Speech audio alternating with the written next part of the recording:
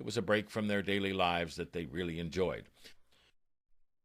They shared a few laughs. They decided to watch a 1-hour DVD. Before the show was over, both fell asleep on the couch. They seemed to cuddle closer that night than in a long time.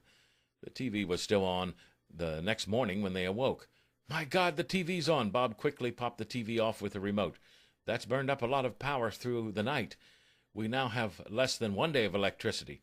Tiffany snapped at Bob. "Well, that's not my fault. You were supposed to look out for things like that, Mr. Survival Man."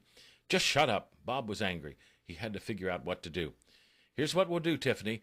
Bob wanted to get back on the good side of his partner. Additionally, he didn't want to alarm her of the seriousness of the situation. He knew that if they lost electricity, the door would not open, no matter how many times they dialed in the number on the keypad. "We'll unplug the refrigerator, won't flush, we'll turn out the lights and use flashlights for 1 hour. Then we'll tune the radio to see if it's clear to go outside, okay?" In his mind, he wished that he had brought a battery radio down to the safe room rather than relying on the stereo complex. "Okay." Tiffany wanted out of the safe room more than anything by that time.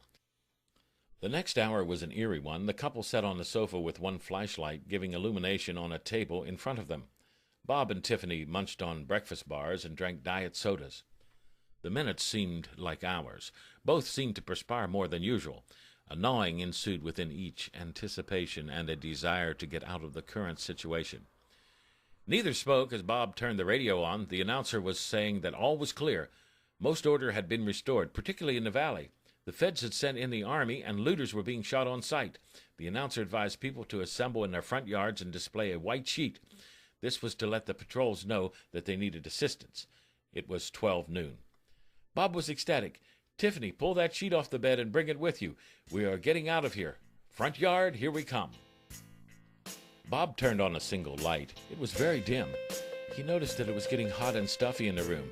He bumped into something on the floor. It was attached to a plug-in on the wall. "What the hell is this?"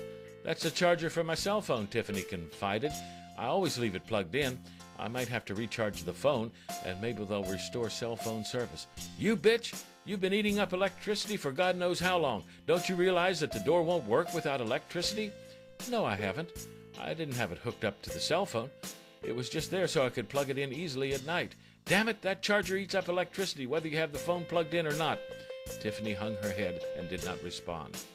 Outside safe room, 25 feet of rubble and steel beams from their basement support covered the bunker. A mudslide, precipitated by the earthquake, made safe room more like a burial vault than a shelter. In fact, the couple was under a small hill. Inside safe room, the one source of light continued to dim. Bob rushed to the keypad and dialed in 9861. The single point of illumination faded into oblivion.